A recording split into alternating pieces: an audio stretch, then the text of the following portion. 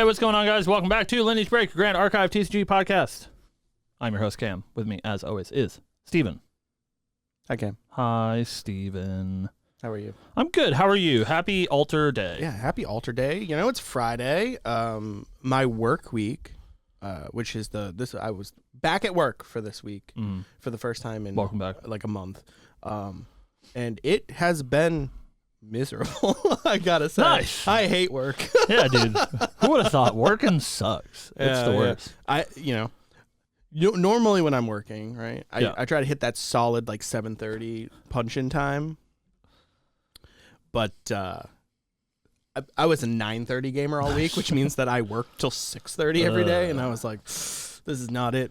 Not it, Pat. I'm a late riser for sure. I tell everybody like last night that I have to get up early, which is getting up at 11 a.m. to shoot the show at 12 because of course he went to bed at 2. Well, the new League of Legends season came out yesterday, correct. so playing that new league. I did tell you, and I told Adi that I would hop on. Welcome now. back. So. It's great. New Rift's cool. New Epic's neat. Nice. Nice. I'll need you boys to coach me again so I can get back into it. Yeah, whatever. We suck. So like, yeah, dude, you saw me play. Playing fucking Adi and I Zelo were like silver or something. It's terrible. You guys saw how I play though. I got to get back in. I got to just get on the Rift and just play some norms. And Yeah, we play norms like literally every night. Like no meme. I just got to like start. And just like run it. I got to like just start fucking. You just play and run it. Who cares? Fuck it, what is it? Last hitting? Because the MOBA that I play, last hitting's not a thing. Yeah, Adi was playing Callista yesterday. It was Sweet. It was terrible. Lowest damage on our team every game. Sweet. I don't know who that me, is. You know? Actually, I think that's the spear. She's got the spear. Yeah. She's for like challenger players, and he's a bronze player. When I quit League of Legends, she was the new champion. Nice. If that says anything. Yeah, she's old. All right, enough about that League of Legends. We'll talk about that in our Project K podcast coming soon. We're here to talk about Grand Archive, and if you didn't hear us mention it, today is ALC Altar release day. Today is also the release of a new ban list update for Grand Archive, but we did get notifications from the man himself that there is nothing being banned, and there is no Proxia's Codex update. So, assumingly, that just means we're getting Cat 1 or Cat 2 updates. Yeah, effectually no change to the meta. Changes to the game, but we might see some changes to the category lists. And I think we can talk about that a little bit. I think it's a good segue. Today we're going to do our AMB retrospective. If you guys are just joining us for the first time, what we do at the end of every Grand Archive set is we do a retrospective on the set and the health of the game after said set, what the metagame looked like, et cetera, if we think AMB was a good addition to the game, et cetera. So we're going to talk about that today, talk about the AMB meta as it has evolved over the past couple of months as we are entering the new format today, as we have about a month with the ALC Altar format until HVN comes out. A month? 2 months. That's what I meant. A month and a half. Something like that. February is small. But yeah, before we get there, Steven, you have any speculation? It's good for the algorithm for us to be right about everything. About the category changes for.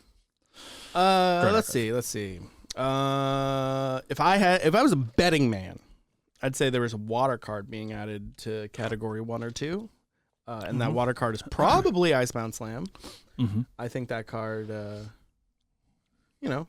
enables a unhealthy play pattern for a lot of water decks. Unfortunately, Nico will be the martyr that takes the bullet for that one, but I think other decks that are using Icebound Slam are using it a little bit too much. Not to say that, it's a inherently overpowered card, because I think it's a fine card, but I think that in strategies like the Arizona deck, it might be too much of a resource for it. Yeah. I think that's fair. I agree. I think one of the water cards getting put to category 1 I think it's either Icebound Slam or Stratagem of Myriad Ice. I think that I agree. I think it's probably Icebound Slam. The chat's raging, of course. We're here to rage bait. That's what we do here on Lineage Break.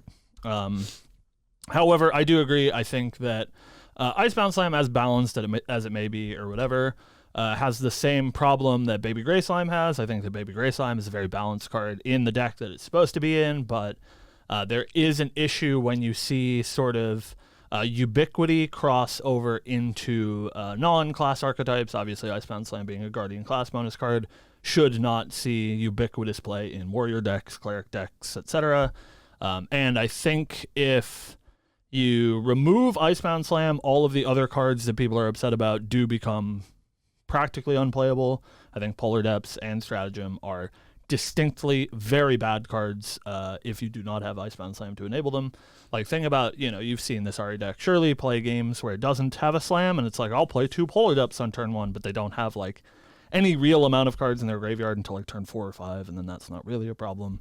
It's the, like, slam you turn 1 Polar Depths or slam you turn 1 Stratagem or whatever that ends up being the problem. So. Right. So yeah, I think Slam is a fine card, but I do think that maybe they need to take an eye to it, seeing a little bit more ubiquitous play across other water decks. I don't think that means it should be banned. I'm also on the camp that I don't think they should ban Baby Gray Slime, and it seems like they're not going to. But I do agree that it is worth watching, because when that sort of ubiquitous thing happens and homogenizes a color, that's pretty bad, and it is homogenizing the watercolor right now. So.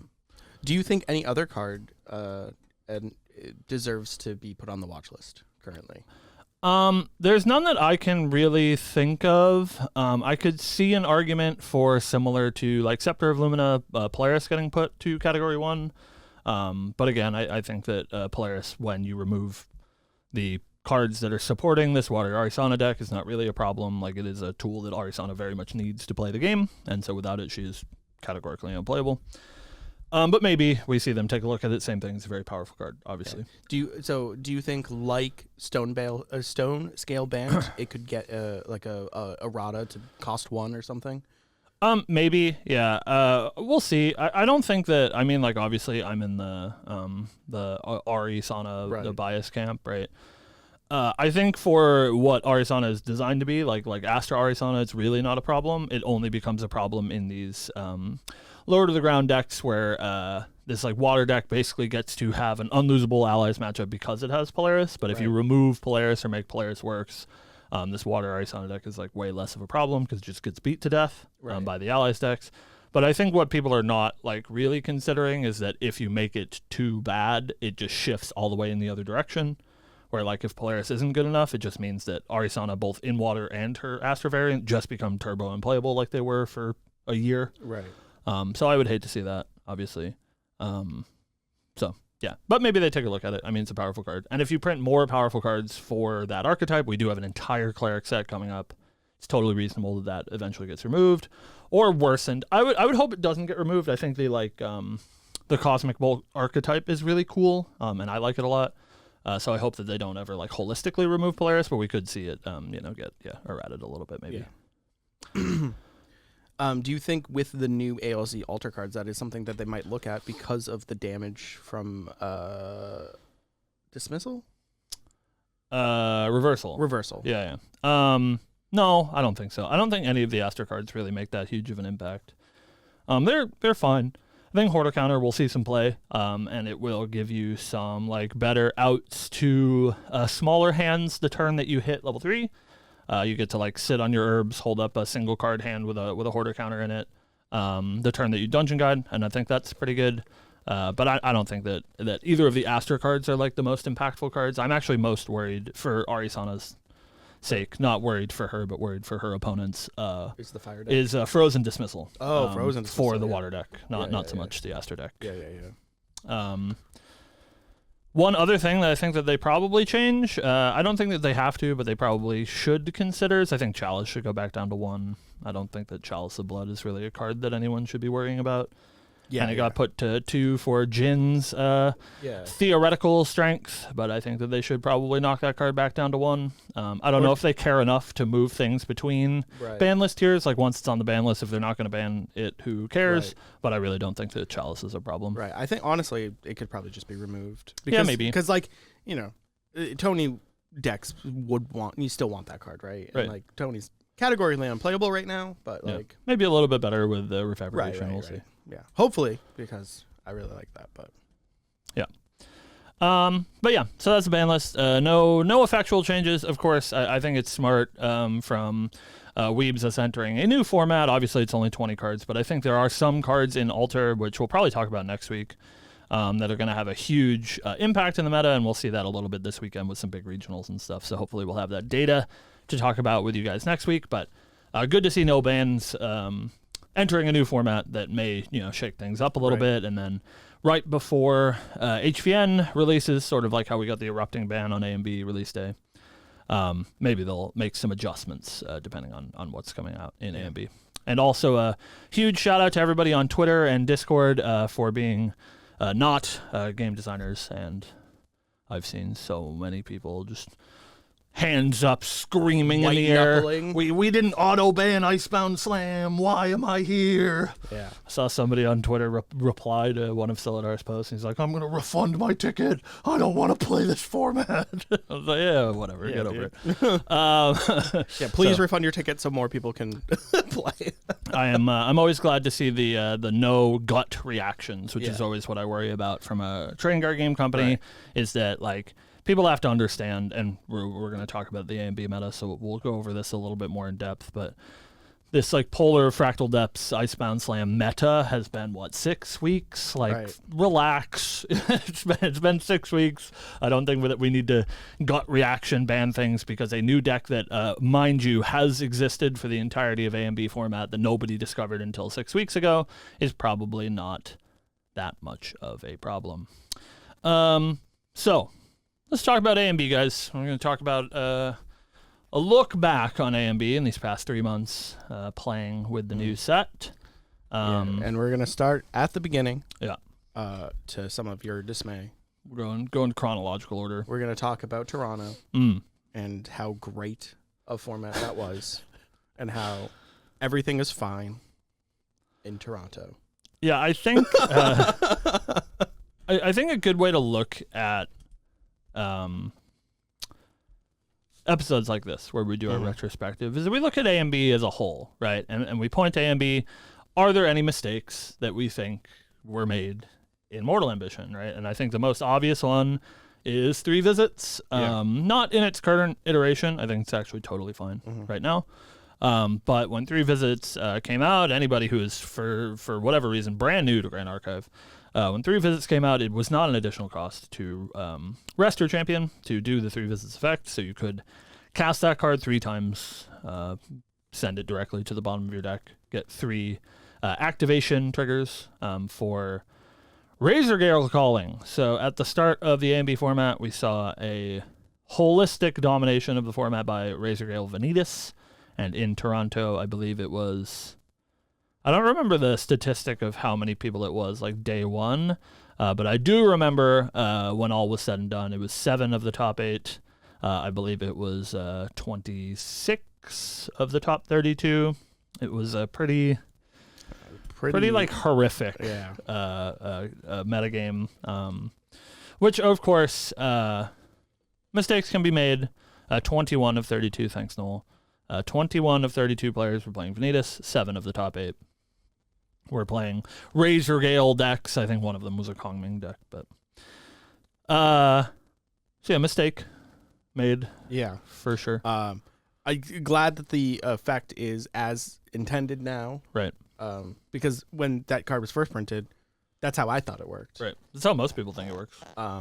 However, I glad that it was fixed and we can move on from it, because it was not great. I mean, the Kongming deck now that exists still plays it, and it's still good, but boy. Yeah.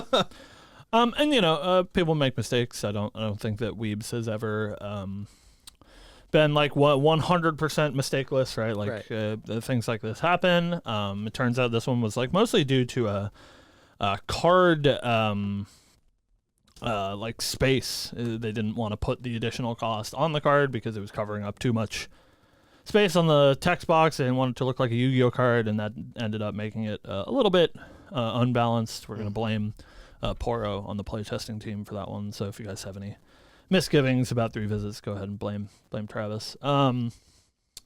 This is the scenario where I'm glad that they had that sort of gut reaction. They did immediately errata 3 visits, and so obviously it like really sucks if you're somebody who's like a little bit more casual, and you only get the chance to go to one event, and the one event that you get the chance to go to is Toronto.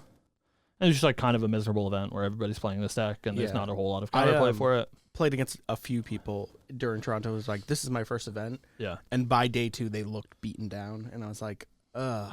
And that does feel really bad. It's going to sort of go down in Grand Archive history as this like very, very strange moment in time, because we see like ancillaries a lot in other card games. Anybody who plays Magic is familiar with like Eldrazi Winter or whatever. These like sections of a format where a deck is so overpowered that it just like takes up the entirety of the metagame, and so decks are either that deck or decks trying to beat that deck. But the weird thing about the Razorgale Vanitas deck is that it was 2 weeks. We had 2 weeks after A&B came out, before Toronto, and then at Toronto, during the presentation at the end of the weekend is when the errata came out. So like most Grand Archive players are just going to miss that entirely. It was only exactly 2 weeks, and the cards are brand new, right? At the time, 3 visits was like $60. So if you're like a more casual player, you just weren't playing these 3 visit decks for these 2 weeks that they were like omega busted. So I think it's going to be really weird where, in other card games we get these sort of like, oh, haha, you remember how cursed that format was, and it's sort of like a shared experience. But I think there's going to be a very small subsection of people that actually experience that. And I think that small subsection is exactly every person that played in Toronto. Right. Yeah. It's just us. Right. Like, it's very weird. it is definitely odd. But I'm glad that they had the foresight to immediately deal with it. It does, sort of reinvigorate my trust in the dev team. Obviously, mistakes can be made, and that's okay. But as long as they fix them accordingly, right? And I think directly after that, we went back to a very healthy meta. Yeah. So following the Razorgale meta, there was a bit of a sort of formative time in the A&B meta. I don't think if we're looking at A&B as a set. Right, and it's good to look at like what A&B introduced and how that shaped the metagame. If we ignore Razorgale now that that's been dealt with, there was 2 champions that were released in A&B, being Jin and Kongming. And I think one executed very well, the other one not so much. We saw the rise of this Exia Jin deck, which Kilidus took to a pretty impressive finish in Toronto. Did end up making top 32, and I believe he hit 9th place for Toronto, which is impressive with a new archetype, but also very impressive in that just like super cursed format where everybody's playing Razorgale, and I can't assume that that's a very good matchup for the Jin deck. So very impressive showing from him, and that sort of created this archetype, and so we've seen a little bit of this Exia Jin deck show up, and still even in the metagame today, it's I wouldn't say like a tier 1 deck, but it's somewhere in the like tier 2-ish range. Right. I equate it, and I have been for a very long time. I equate it to Luxem, right? Like it's that same play pattern, right? You try to get to level 3, and then when you're at level 3, you just like grind them to death. You grind them to death, and then you kill them with a combo kill. Right. And it's very, and I think both of those decks sit in the same like tier. They're not tier 1 really, but they can get there, right? Yeah. With a little bit of help, like any help you give to that archetype gives them just that much of an edge. And we see a lot of similarities in that deck to like Jimmy Lee's Tenoris deck as well, the Assemble the Ancients combo deck. These sort of like slow level 3 strategies that have this combo finish, and I think that was the intent behind Exia Jin. I guess not behind Exia holistically, but right now behind Exia. To make this sort of slow level 3 based like combo kill deck. Right.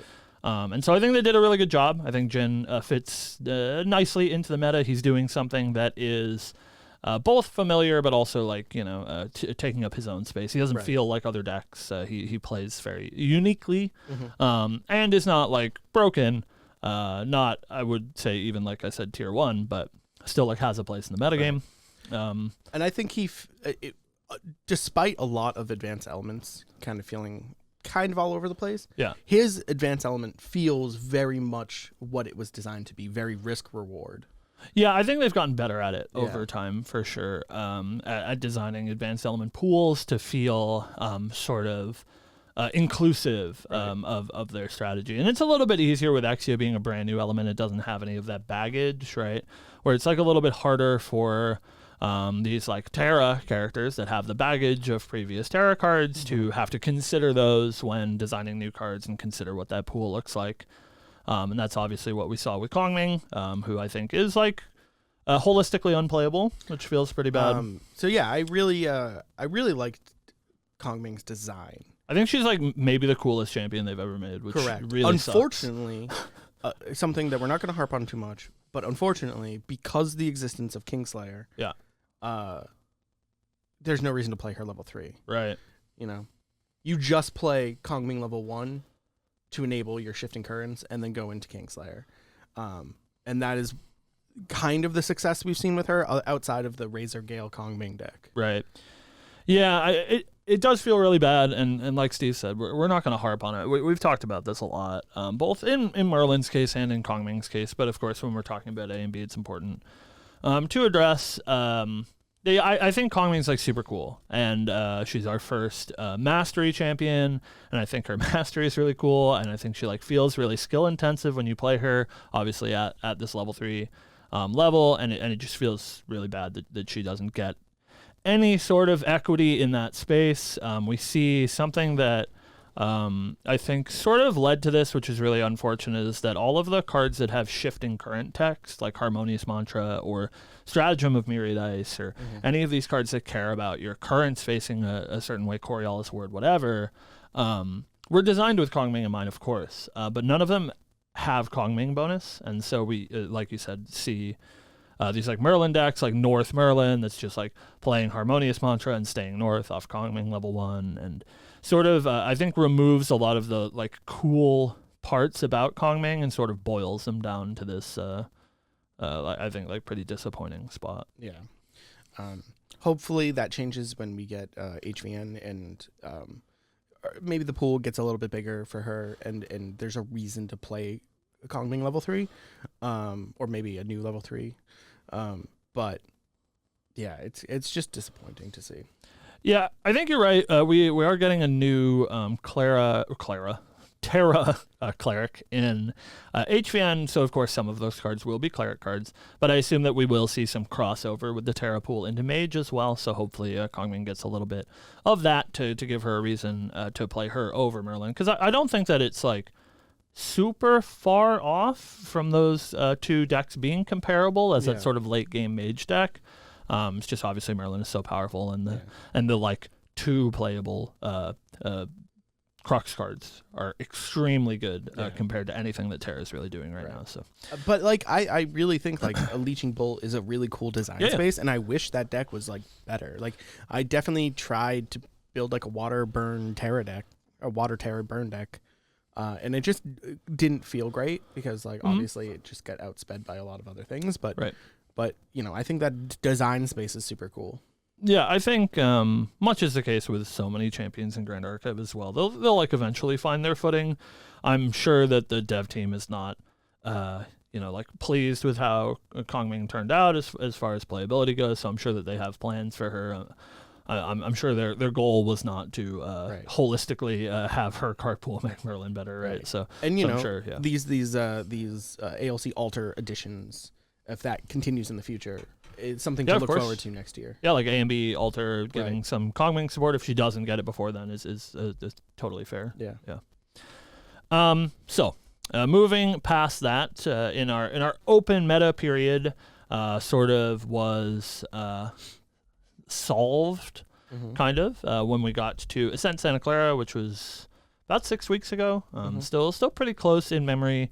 Where we had seen this water Arisana deck pop up a little bit. It had a couple of placings in like smaller events, store championships, regionals, but not a whole lot. It's something that was on people's radar, I think, but I would say that most people, at least that weren't on the inner circle of the professional teams for Grand Archive, were pretty blindsided by her representation in Ascent Santa Clara, which was our biggest to date. It was 315 players or something. I don't remember off the top of my head, but the highest representation was Arisana at that event, and that was mostly this water Arisana deck. We're not going to spend a whole lot of time talking about how that deck works. I'm sure you guys are familiar with it, but it is a non-advanced element water deck that leverages Icebound Slam, Polar Fractal Depths, Fractal Polar Depths, and a Stratagem of Myriad Ice for some pretty quick, efficient kills. Sort of feels a little bit like the Nico deck, where it's like a tempo deck that wants to control the game until they can play one of these big finishing cards. And instead of Ravishing Finales, in this case, it's Stratagem of Myriad Ices. And so that deck took up a large percentage of the meta, even more than Slimes, which is probably the first time that we've seen that, aside from Vanitas.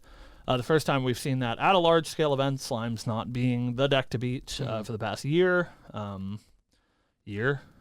months, whatever, since MRC came out. But that's left some sour tastes in people's mouths. I know that that deck is not super loved by the community, as being a pretty new arrival into the metagame, but having a very good matchup spread. It fights the game on a lot of different angles, right? And some of which are very hard to deal with. Yeah, I was gonna say it's one of those decks that's like extremely hard to counter because it has 3 axes it's hitting you on. It's either hitting you on killing you with Icebound Slams, or it's hitting you and killing you with Myriad for spell damage, or it's milling you out and you lose. Right. So like it's like, how do you fight it? And most decks can contend with 2 of those, but not all 3. Yeah, and it's hard to know which ones you prepare for, right? Because like Grand Archive, at the end of the day, is a single draw step game. There is some variance in like what portion of your deck you're going to see if you're not a deck that's built to, churn through cards. And this Water Art deck really isn't. They just sort of draw their hand and they say, which one of my kill conditions am I going for this game?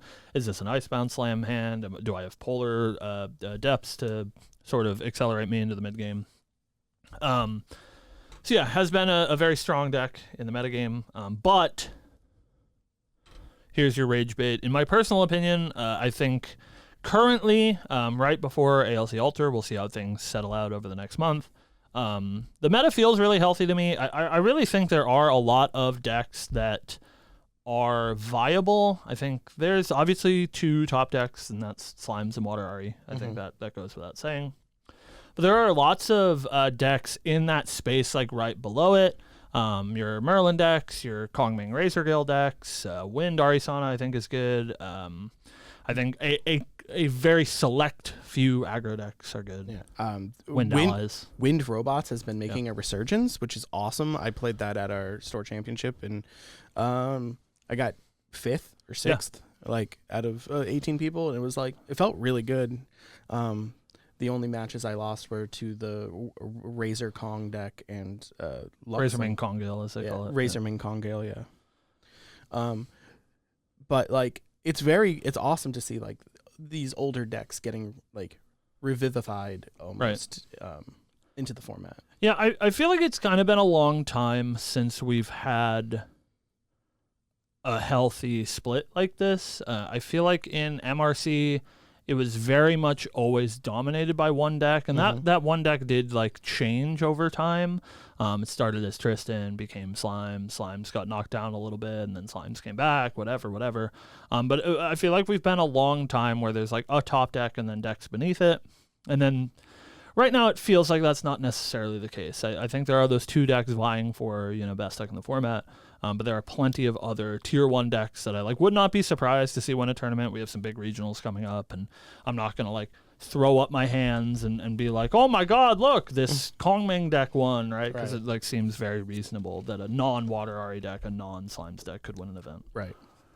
And speaking of which, before we get too far off, congratulations to our very own Travis Cohen for winning our store championships on the Henke Special Fire Slimes. Yeah, he did indeed get the Henke Special, which locally we've been calling getting turn 3 by the Arisana water deck. Yeah. Yeah, losing in the finals. Yeah, he won the event on Breakers, but he did lose in the finals to a Water Ari deck. So that is the Henke Special. So congrats to Lineage Break Bubba Gooner. Oh God. But yeah, so I don't know. I'm pretty happy with how the game looks right now. Obviously, you guys can just say it till you're blue in the face that I'm biased. With Arisana or whatever. If I've not said it on stream, I hate playing the Water Ari deck. I like legitimately despise it. It's very not a deck for me. So you can set my bias aside as far as its strength in the metagame is I really don't play it and I don't enjoy playing it. But all in all, I think it's probably pretty healthy. I'm sure that we'll get some shakeups with ALC Alter, but so I think overall, like closing thoughts on Mortal Ambition as a set. I think that this was better for the game than MRC for sure. I think this is a much healthier set than MRC. I think we entered a new era this year in Grand Archive with the introduction. Listen to me. Yeah.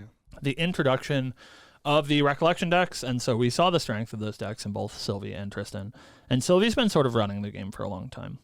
And so I think AMB, and now with this Water Ari deck, it's the first time that we've had a reprieve from that Slime's boogeyman, and I think that people have sort of become complacent with Slime's place in the format, and I feel very similarly about that deck that I do about Water Ari. I think it's fine. But it is nice to see some other like competitive depth at the top level, not expect every person that is trying to win the tournament is going to be playing some version of Slimes, right? There's a little bit of diversity now, which I think feels pretty good. Obviously, the 3 visits misstep feels pretty bad, but they plugged that hole pretty quick, so I'm really not giving it much mind as far as the set is concerned. My only real grievance about Mortal Ambition is the death of Kongming, but hopefully eventually we'll see that swing the other way. Yeah, I feel very similarly to what you were saying. I holistically like AMB as a set. I think it gave us a lot of really cool tools to play with for the future. Yeah. The one thing I'm gonna just disagree with a little bit of what you said. The only overshadowing thing about MRC was the Recollection decks. I don't think that set was ever explored in the right way. And you can see that with like some of these like the Wind Robots deck coming out now. It's like that deck itself is an MRC deck and it seems great. Right. And it just wasn't explored because those decks are too strong. So I'm hoping with the Goja and Daochen Recollection decks coming out, they're good, but not too overshadowing where the rest of HVN gets overlooked. Yeah, I think it's a really interesting sort of thought experiment when it comes to Grand Archive. Grand Archive is such a small game. You should get more people to play the game so that we don't have to say that Grand Archive is a small game for much longer. But there is a real benefit to the developers giving you these competitive decks out of the box. And I think that that's a huge reason why MRC was so overshadowed, is that the competitive schedule is so robust. And you, most of the time before like a new big tournament, either a regional or an Ascent or something, you get maybe a couple of weeks. And it was the same case with MRC. It'll be the same case with HVN. Like there's going to be an Ascent 2 weeks after the set comes out. And so it's so much easier to like say, hey, can I take your homework and change it a little bit and like steal these Recollection decks that the developers built for you and find the competitive strength there. I believe there's actually an Ascent the week of release, right? Isn't Melbourne that weekend? I Because Seattle's the week after. Melbourne might be the week before. I think it's like world premiere at Melbourne, but I think it might be the week before the set's legal. Okay. I'd have to double check, but I think it's going to be like a world situation where it's not quite out yet. But I do think that's why MRC was overshadowed, and so I'm really curious to see how HVN will go. Like, obviously, like Slimes and Tristan were very powerful decks, but at least in its infancy, the Tristan deck did require a little bit more deck building from the MRC pool, whereas like for the most part, the Sylvie deck is just playing out of the box. You change a couple of Regalia, and then you're playing competitive meta Slimes, right? And so I'm really curious if the strength of the HVN Recollection decks will be toned down, or if we're just going to fall into that same situation where, like, if the decks are good, and I hope they are good, please make Dao Chan good. Don't fucking do this to me again. If people just pick them up because it's easier to build off of that established base than it is to create something your own. So, interesting stuff, for sure. And we are looking forward to HVN, but that wraps up our Mortal Ambition season. Happy Mortal Ambition season. We have confirmation from one Theo in chat that Melbourne is the week before HVN. Yeah, so it'll be the world premiere, just like Worlds was. Maybe they'll do a Reco event there. That'd be pretty cool. If you are going to Melbourne and you have the opportunity to play in the Recollection event, do it, because it was the most fun I had at Worlds. It was super fun. Enjoyed it a lot. So, but yeah, so that's our Mortal Ambition season. Of course, we have our little baby Alter Edition season. I don't think we're going to get a retrospective for that one because it's so short. But we'll talk a little bit next week about the Alter cards, and hopefully we will have seen the impact. We do have a couple of pretty big regionals this weekend. So, of course, if you're in the Michigan area, the True Champion Boys are running Michigan regionals this weekend. And also, if you're in North California and the world's not on fire, you can play in NorCal regionals, which is being run by Team 32. You can find Jim the Eternal and Shinja doing commentary. Shinja, Casterja for sure. Wow. And then of course, if you're in the New England area, next week, the 18th, is Massachusetts regionals here, right here. You can see where we're filming the show. The store's right there. I can see it. But please don't look in here. Don't look in here. It's a fucking hideous mess. But if you guys want to play in that, let us know. There are tickets. They will run out soon, so buy your tickets now. All right, Steven. I don't know. That's all I got. We got like stuff to do. We got to print out some proxies for tonight. We gotta rip some product. Lots of exciting things for launch day. So, thank you guys for watching. We will be back next week. That would be the day before our regionals. I don't know if we'll have special guests. I'm gonna find out about that maybe. But we'll be back next week to talk about all of your lovely Alter things. Yeah. Have a good one, guys. Happy Friday. Happy Friday. Steven. Woo.